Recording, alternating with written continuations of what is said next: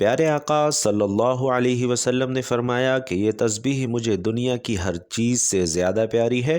فجر کے وقت جو پڑھتا ہے غیب سے رزق ملتا ہے۔ محترم ناظرین، یہ وظیفہ کرتے ہی اللہ پاک نے چاہا تو آپ کی جھولی میں اتنی دولت آئے گی، اتنا پیسہ آپ کو ملے گا کہ آپ سے سنبھالنا مشکل ہو جائے گا۔ پیسے کو سنبھال سکتے ہو تو ہی یہ وظیفہ پڑھنا، پیسہ آپ کو خود ڈھونڈتے ہوئے آئے گا۔ آپ اپنے ارد گرد کئی ایسے لوگ دیکھتے ہیں جو راتوں رات کروڑوں پتی اربوں پتی بن گئے۔ کل تک تو ان کے پاس کچھ نہ تھا۔ اگر آپ بھی راتوں رات کروڑوں میں اربوں میں کھیلنا چاہتے ہیں، پیسوں کو فوری طور پر حاصل کرنا چاہتے ہیں، تو اللہ الصمد کا وظیفہ آج جو اس ویڈیو میں آپ کو جس طریقے سے پڑھنے کے لیے میں بتانے لگا ہوں، اپنی زندگی میں ایک مرتبہ 30 سیکنڈ نکال کر یہ وظیفہ پڑھ لینا۔ 1 منٹ بھی نہیں کہہ رہا، صرف 30 سیکنڈ یعنی آدھے منٹ کا یہ عمل آپ لوگ، کوئی بچہ بھی پڑھنا چاہے تو بآسانی پڑھ سکتا ہے۔ آدھے منٹ کے لیے آپ لوگ اگر وقت نکال سکتے ہیں تو یہ تو کوئی وقت ہی نہیں ہے۔ آدھے منٹ میں تو کسی سے ہاتھ بڑھا کر سلام کرتے ہیں تو آدھا منٹ سے زیادہ نکل جاتا ہے، تو آدھے منٹ کا تو کوئی وقت ہی نہیں ہوتا۔ وہ آدھا منٹ نکال کر آپ کو یہ وظیفہ پڑھنا ہے۔ ناظرین، اگر میں آپ کو اس وظیفے کے فائدے گنوانا شروع کر دوں، اس عمل کے جس ترتیب سے آپ کو بتانے لگا ہوں، قرضوں میں اگر ڈوبے ہوئے ہیں تو قرضے فوری طور پر ادا ہو جائیں گے۔ اگر آپ اپنا ذاتی مکان خریدنا چاہتے ہیں کہ آپ کو اپنا ذاتی مکان مل جائے تو یہ وظیفہ پڑھ لیں۔ گھر میں جھگڑے ہیں، مفلسی ہے، لاچاری ہے، بے روزگاری ہے، تو بھی یہ وظیفہ آپ لوگ فوراً پڑھ لیں۔ جس طریقے سے میں یہ عمل بتانے لگا ہوں، اس عمل کو اسی طریقے سے کرنا اور اپنی طرف سے تبدیلی مت کرنا۔ پہلے وظیفہ سمجھیں، ایک ایک بات، ایک ایک لفظ اچھی طرح سمجھیں کہ کس طرح کون سا وظیفہ کس ترتیب سے اور کتنی تعداد میں پڑھنا ہے، کس جگہ پڑھنا ہے، کس وقت پڑھنا ہے، کس طریقے سے پڑھنا ہے، کس دن پڑھنا ہے۔ یہ چیزیں آپ لوگ سمجھتے نہیں، جلدی سے ویڈیو کاٹتے ہیں، بس جلدی میں سمجھ لیا کہ اب میں پڑھ لوں گا۔ تو ناظرین، اس طرح نہیں ہوتا۔ ناظرین، انسان کی اس وقت سب سے بڑی جو پریشانی ہے وہ پیسے کا نہ ہونا ہے، دولت کا نہ ہونا ہے۔ غریبی اور یہ عمل پیسوں کی جب بارش کر دے تو دولت کا طوفان کھڑا کر دے تو کہاں گئی پریشانی؟ بیماری کیوں لگی ہے؟ پیسہ نہ ہونے کی وجہ سے، پریشانیوں کی وجہ سے۔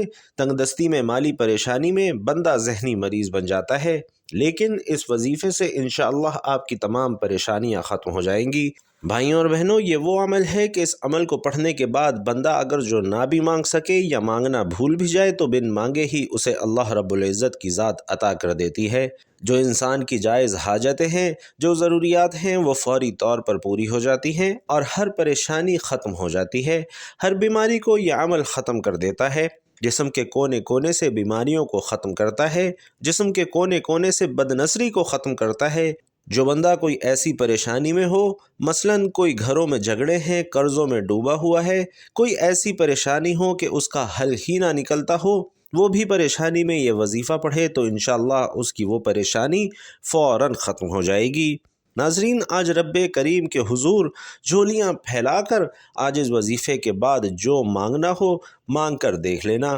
میں بڑی بات نہیں کرتا، آپ کو مایوسی نہیں ہوگی۔ اگر آپ کو اس عمل کو پڑھنے کے بعد فائدہ نہ ہو تو پھر مجھے کہنا۔ یہ وہ عمل دینے لگا ہوں جو میرا اپنا ذاتی آزمودہ عمل ہے، اور جب سے مجھے اس عمل کے بارے میں پتہ چلا ہے، میں نے جب سے اس عمل کا آغاز کیا ہے، اللہ نے میری خالی جیب کو دولت سے بھر دیا ہے۔ خالی جیب کو دولت سے بھر دینے والا، دولت کی چھما چھم بارش کر دینے والا یہ سچا عمل ہے۔ جس نے بھی اپنی زندگی میں صرف ایک مرتبہ یہ عمل کر لیا، سمجھو وہ بندہ مالا مال ہو گیا۔ اللہ پاک کی ذات پر بھروسہ کرتے ہوئے یہ عمل کر لیں۔ دلوں میں وسوسے ہوتے ہیں کہ پتہ نہیں یہ جو وظیفہ ہم پڑھ رہے ہیں یہ اثر کرے گا یا نہیں کرے گا، ہمیں رزق ملے گا یا نہیں ملے گا، ہماری پریشانیاں ختم ہوں گی یا نہیں ہوں گی۔ تو بھائیوں اور بہنوں، دلوں میں وسوسے اب کے اعمال کو ضائع کر دیتے ہیں۔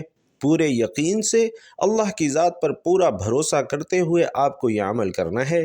اپنے دلوں میں اگر وسوسے رکھو گے، اپنے دلوں میں اگر خیالات رکھو گے کہ پتہ نہیں یہ وظیفہ اثر کرتا ہے یا نہیں کرتا ہے، تو میں ابھی آپ کو بتائے دیتا ہوں کہ آپ کو کچھ حاصل نہیں ہوگا۔ ناظرین، اللہ پر یقین کا سفر بے حد حسین ہوتا ہے کہ جو اس راہ کے مسافر بن جاتے ہیں کامیابی ان کا مقدر بن جاتی ہے۔ اللہ پر توکل اور اس کی ذات پر یقین کا سفر در حقیقت دکھوں بھری زندگی سے پرسکون زندگی کا سفر ہوتا ہے۔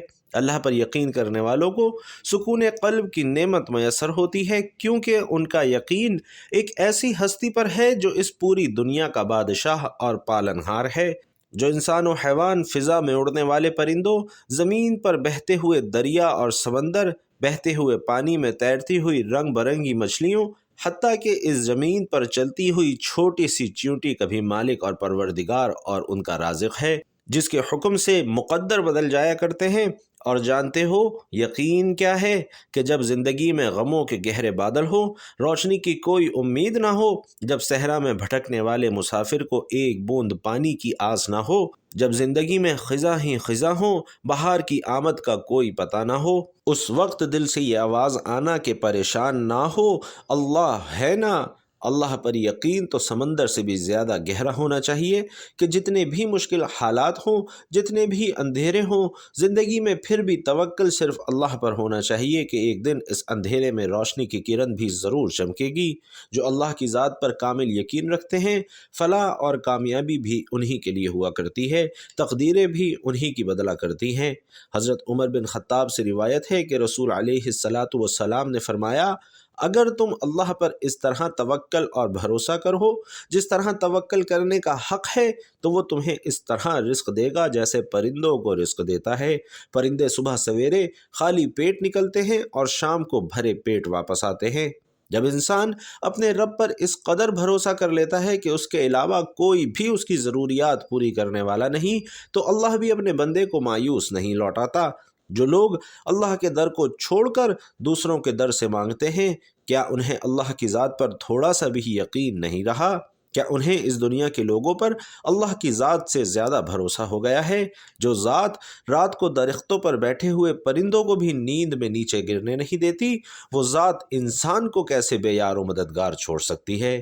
ناظرین، اللہ کی ذات رحیم اور کریم ہے اور انسان کو اس کی سوچ سے بڑھ کر عطا کرنے والی ہے۔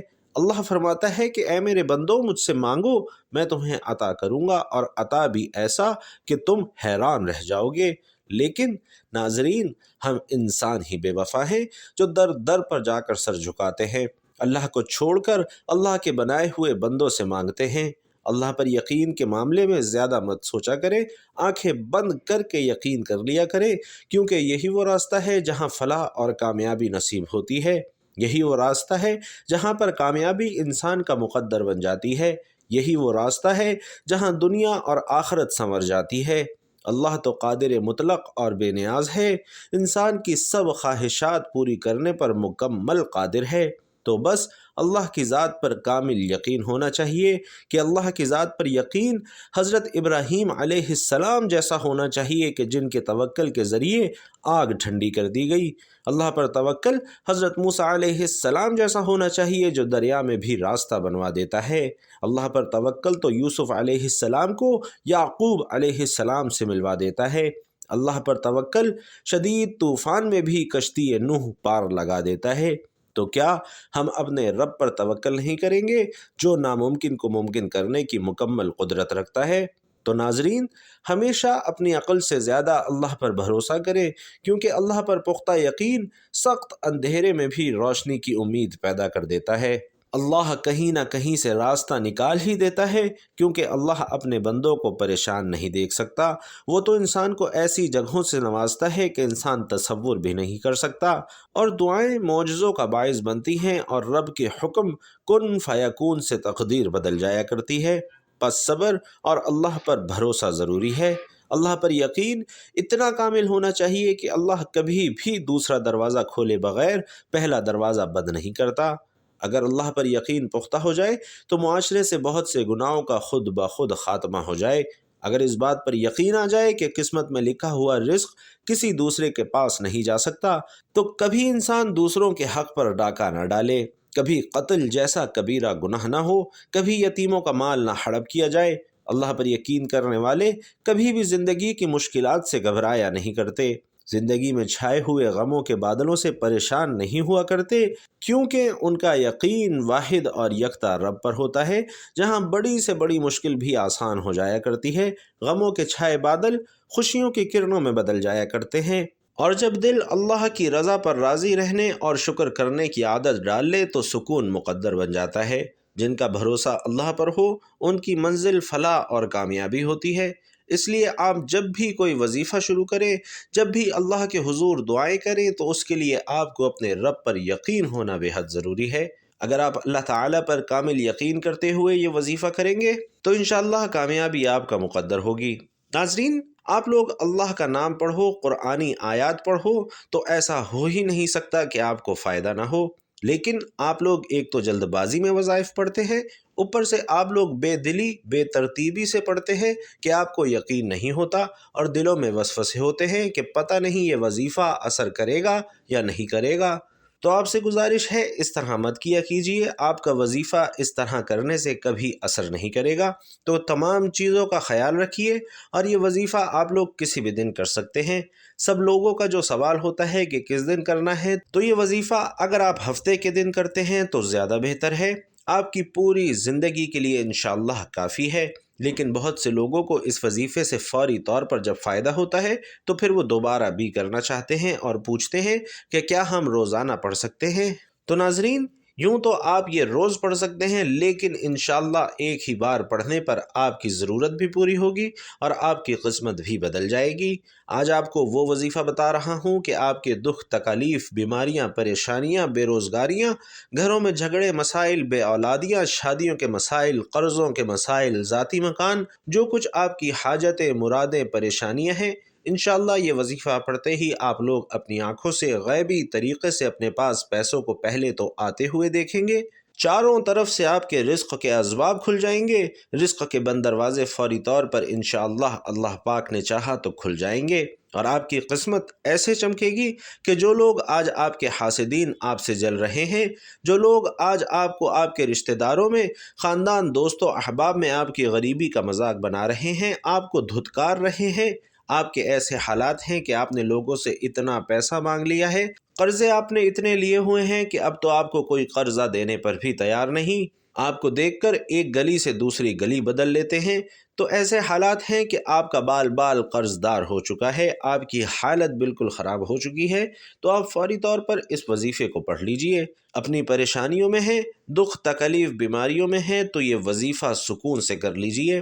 ناظرین، وظیفہ پڑھنے سے پہلے سکون سے بیٹھ جائیے۔ آپ لوگ اس وظیفے کو پڑھنے سے پہلے جب سکون سے بیٹھ جاؤ تو ایک مرتبہ درود پاک پڑھ لینا، صرف ایک مرتبہ۔ سب سے پہلے وظیفہ شروع کرنے سے پہلے جو آپ کو کام کرنا ہے، ایک مرتبہ درود پاک پڑھ کے اس وظیفے کو شروع کر دینا ہے، اور جب ایک مرتبہ آپ درود شریف پڑھ لیں تو 3 وظائف پڑھنے ہیں۔ درود پاک پڑھنے کے بعد تینوں وظائف اتنے آسان سے ہیں کہ جو لوگ بالکل ان پڑھ ہیں، بالکل جن کو ایک لفظ بھی پڑھنا نہیں آتا، ایسے کئی بھائی بہن ہیں کہ ہمیں آسان وظائف بتائیں، ہمیں پڑھنا نہیں آتا، تو وہ بھی آج کا یہ وظیفہ سن لیں۔ ایک مرتبہ جب درود پاک پڑھ لیں تو 3 وظائف پڑھنے ہیں۔ درود پاک ایک مرتبہ کوئی سا بھی پڑھ لیں، چاہیں تو آسان اور مختصر سا درود صلی اللہ علیہ وآلہ وسلم پڑھ لیں، یا پھر صلی اللہ علی محمد پڑھ لیں، لیکن بہتر ہے کہ آپ نماز والا درود یعنی درود ابراہیمی ہی پڑھیے۔ اور درود پاک پڑھنے کے بعد سب سے پہلے آپ اس وظیفے کو پڑھیں۔ اس وظیفے سے انشاءاللہ فوری طور پر آپ کے مسائل حل ہوتے ہوئے دکھائی دیں گے۔ اب درود پاک پڑھنے کے بعد آپ کو جو پہلا وظیفہ پڑھنا ہے، اس وظیفے کے لیے تسبیح اپنے ہاتھوں میں پکڑ لیں، اور تسبیح نہ ہو تو دائیں ہاتھ کی انگلیوں پر یہ وظیفہ کرنا شروع کر دیں، اور صرف 3 مرتبہ آج کا یہ عمل کرنا ہے جو کہ پہلا وظیفہ ہے، ان اللہ علی کل شیء قدیر۔ صرف 3 مرتبہ آپ کو یہ وظیفہ پڑھنا ہے۔ 3 مرتبہ جب آپ ان اللہ علی کل شیء قدیر پڑھ لیں تو دوسرے نمبر پر آپ کو جو وظیفہ پڑھنا ہے، یہ دونوں اسم، دونوں وظائف ملا کر پڑھیں گے تو ایک شمار ہوگا۔ کس طرح پڑھیں گے؟ تسبیح کے دانوں پر یا دائیں ہاتھ کی انگلیوں پر، اور یہ وظیفہ یا حیو یا قیوم کا وظیفہ ہے، یعنی یا حیو یا قیوم، اس طرح پڑھیں گے تو یہ ایک بار شمار ہوگا، اور آپ لوگوں نے 7 مرتبہ یہ وظیفہ کرنا ہے۔ دونوں وظائف کو ملا کر پڑھیں گے تو بتایا کہ ایک شمار ہوگا۔ اس طرح یا حیو یا قیوم 7 مرتبہ آپ نے پڑھنا ہے، اور اس کے بعد تیسرا وظیفہ سورۃ الکوثر کا وظیفہ ہے۔ سورۃ الکوثر 11 مرتبہ آپ نے پڑھنی ہے، اور آخری وظیفہ جو آپ نے پڑھنا ہے وہ ایک تسبیح ہے جو اللہ کو بہت زیادہ عزیز ہے، اور وہ تسبیح ہے سبحان اللہ و بحمدہ سبحان اللہ العظیم۔ ناظرین، یہ تسبیح اللہ کو بہت پیاری ہے۔ اللہ کے عظیم انعامات میں سے ایک تسبیح یہ تسبیح یعنی سبحان اللہ و بحمدہ سبحان اللہ العظیم ہے، کہ یہ اللہ کا وہ ذکر ہے کہ جس کی سلطنت 7 آسمانوں کے اوپر پھیلی ہوئی ہے، اور قرآن عظیم کی 7 مبارک صورتوں کا آغاز بھی تسبیح سے ہوتا ہے۔ قرآن مجید میں جگہ جگہ حکم دیا گیا ہے کہ اللہ کی تسبیح کرو، اور بتایا گیا ہے کہ تسبیح اللہ کے مقربین کا وظیفہ ہے۔ ہر تسبیح بندے کو اللہ کے قریب کرتی ہے۔ تو آج کے اس عمل میں آخری جو وظیفہ آپ نے پڑھنا ہے وہ تسبیح سبحان اللہ و بحمدہ سبحان اللہ العظیم کا پڑھنا ہے۔ اس کو آپ نے 100 مرتبہ پڑھنا ہے، یعنی ایک تسبیح مکمل کرنی ہے، اور اس کے بعد اتنا ہی درود پاک پڑھنا ہے جتنا وظیفہ شروع کرنے سے پہلے پڑھا تھا، اور اس کے بعد ہاتھ اٹھا کر اللہ پاک سے جو حاجت ہو، مراد ہو، پریشانیاں ہو، اس کے لیے دعا مانگ لیجئے۔ انشاءاللہ آپ کے تمام مسائل حل ہو جائیں گے۔ آخر میں اللہ پاک سے دعا ہے کہ نیکی کی بات کو سننے سمجھنے کی طاقت اور توفیق ہم سب کو مرحمت فرمائے۔ میرا سنانا اور آپ کا سننا اپنی بارگاہ میں قبول و منظور فرمائے، آمین یا رب العالمین۔ ناظرین، گزارش ہے کہ اللہ تعالیٰ کے 99 ناموں میں سے کوئی ایک نام لکھ کر کمنٹ باکس میں ضرور شیئر کیجیے گا۔ اللہ تعالیٰ ہم سب کا حامی و ناصر ہو، آمین۔ السلام علیکم ورحمۃ اللہ وبرکاتہ۔